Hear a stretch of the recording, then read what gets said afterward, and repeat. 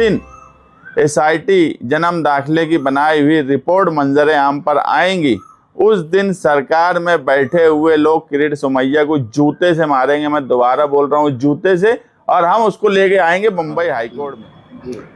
SIR मुहिम के दौरान जो बात समझ में आई, जिसकी निशानदही हमने आज से 12-15 दिन पहले प्रांत ऑफिसर को की कि जिन लोगों की मैपिंग हुई है उन लोगों के नाम, उनके फॉर्म मिलना चाहिए।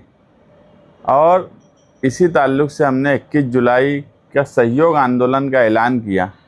कई बार पुलिस डिपार्टमेंट और प्रांत साहब से बातचीत हुई, मगर वो ये तो मानते हैं कि गलती हुई है, मगर गलती दुरुस्त करने की तरफ जाना नहीं चाहते, ऐसा हमको लगता है।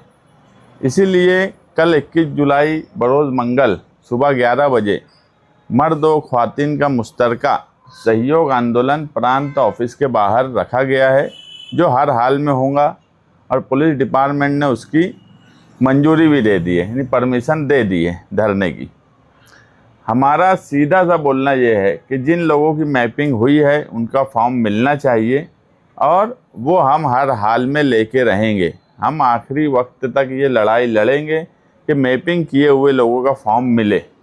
इसी के साथ साथ कई दूसरी अलग अलग दुश्वारियां हैं जो दूसरे शहरों में तो दुरुस्त हो रही है, मगर मालेगांव शहर में कोई भी बात को, अगर कोई प्रोसेस में कोई टेक्निकल खामी आती है, उसकी निशानदही करने के बाद भी मालेगांव शहर में उसको दुरुस्त नहीं किया जा रहा। भी कल धुलिये से भी कुछ लोगों को बुलाया गया है धरने में, जो बताएंगे कि उनके यहाँ ये सब मसाइल को वहाँ के निवारणुक अधिकारी ने बराबर हल कर दिया। तो हमारे मालेगांव शहर के निवारणुक अधिकारी क्यों इन सब मसले के हल नहीं निकाल रहे? और इसके साथ साथ बिला वजह के इल्ज़ामात, किरीट सोमैया इस शहर में पार्लियामेंट इलेक्शन के बाद आना शुरू हुए और उसके बाद मुसलसल इल्ज़ामात लगाते गए। अभी आज फिर उनका दौरा था, उन्होंने आज फिर कहा कि 1,26,000, 1 लाख के ऊपर जो लोग हैं ये कहाँ के हैं, बांग्लादेश के हैं।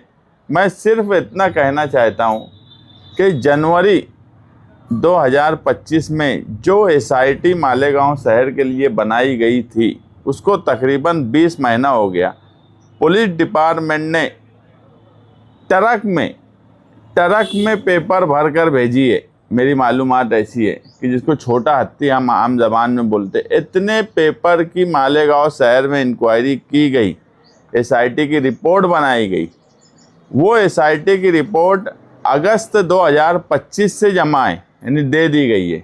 आज उसको 1 साल होने पे है, यानी रिपोर्ट सबमिट किए हुए 1 साल होने पे है।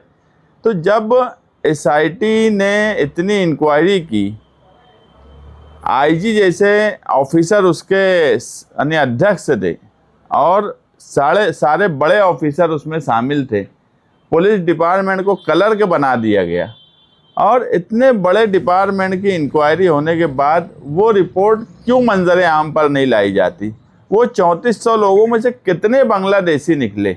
एक मर्तबा अगर सरकार वो रिपोर्ट सामने ला दे, तो मैं इससे पहले भी बोला हूँ और आज फिर बोलता हूँ कि सीएम और सरकार खुद किरीट सोमैया को जूते से मारेंगी, जूते से, कि ये क्या लगाया तू, कुछ भी बात बोलना और सरकार को, मशीनरी को गलत इस्तेमाल करना, मशीनरी का वक्त बर्बाद करना, ये सब सरकार की मशीनरी है, उनका वक्त ज़ाय करवाना। और जो एनोमली है वो बहुत मामूली मिस्टेक पे है, वो तो फॉर्म भरने के वक्त ही दुरुस्त हो जाना चाहिए। दूसरे शहरों में हो रही है, कल हम प्राण साहब को वो भी बताएंगे कि दूसरे शहरों में जगह पे एनोमली दुरुस्त की जा रही है, तो मालेगांव शहर में क्यों नहीं? एक स्पेस, अगर नाम के स्पेस में फ़र्क रहा 2002 के और अभी के, तो उसको भी एनोमली में डाल दिया गया है। ऐसे बहुत से मामूली गलतियां हैं, वेलांटी की, जेर जबर की।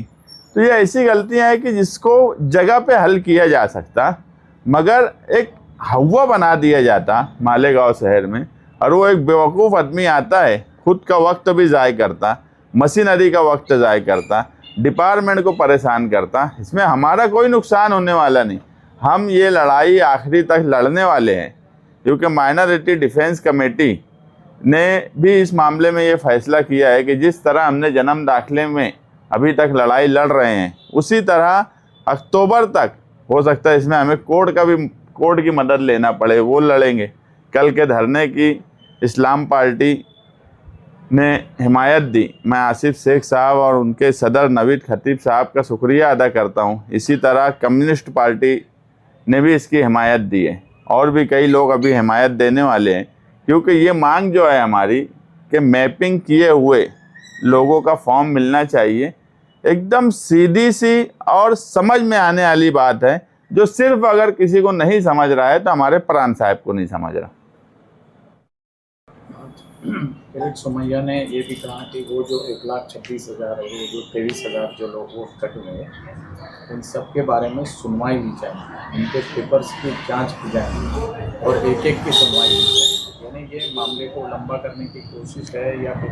देखो, मैं अभी जो बोला कि मामले को लंबा करने की कोशिश, मशीनरी का मिसयूज, मशीनरी को थकाना, सरकारी मशीनरी, इसमें दिखती बात है सरकारी लोग लगेंगे।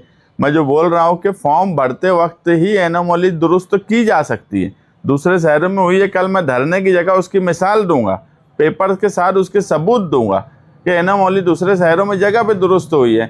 अगर ये 1,26,000 की हेयरिंग लेंगे, सुनवाई करेंगे भी, तो कोई हमारा नुकसान नहीं है। हम ठीक है, जब सरकार आप हर फैसला हुकुमशाही से लाद देती है तो हम भी फेस करने तैयार हो जाएंगे, मगर नुकसान सरकारी मशीनरी का होने वाला है और किसी का कुछ नहीं। हमने जन्म दाखिले में आप देख लो, 8 महीने तक आईजी से लेके जिला एसपी, एडिशनल एसपी जैसे रैंक के लोग को कलर के जैसा काम दे दिया गया था। पूरी मशीनरी कलर के जैसी इस्तेमाल हुई। एक बांग्लादेशी निकला होगा तो किरीट सोमैया, जो मैं बार बार बोलता हूँ कि जिस दिन एसआईटी जन्म दाखिले की बनाई हुई रिपोर्ट मंजर आम पर आएंगी, उस दिन सरकार में बैठे हुए लोग किरीट सोमैया को जूते से मारेंगे। मैं दोबारा बोल रहा हूँ, जूते से, और हम उसको लेके आएंगे बम्बई हाईकोर्ट में।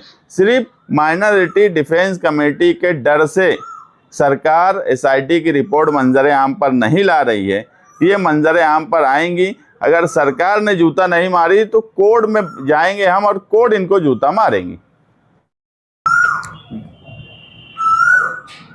जब इंक्वायरी होने वाली है तो वहाँ पे बीजेपी का भी एक आदमी हम दिखाएंगे उसके सामने, जब जांच होगी पेपर्स की, तो एक आदमी बीजेपी का भी बैठेगा, ऐसा किरीट सोमैया ने। देखो, ऐसा तो हम होने नहीं देंगे। दूसरी बात, सरकार बीजेपी की, दिखती बात है सरकार बीजेपी के है तो सारी अधिकारी मशीनरी उनकी है। इसका सीधा सा मतलब यह है कि इनको ना ही इलेक्शन कमीशन पे भरोसा है, इनको ना ही सरकारी मशीनरी पे भरोसा है। दूसरी बात, आज ही 19 जुलाई का नई गाइडलाइन आई है जिसमें साफ कहा गया है कि सियासी पार्टी के लोग डायरेक्ट उसमें बीएलओ को लेकर नहीं बैठ सकते। ठीक है, हमने भी कुछ बीएलओ की मदद की है, मगर हम लिखने, फॉर्म भरने का भी काम करवा रहे हैं।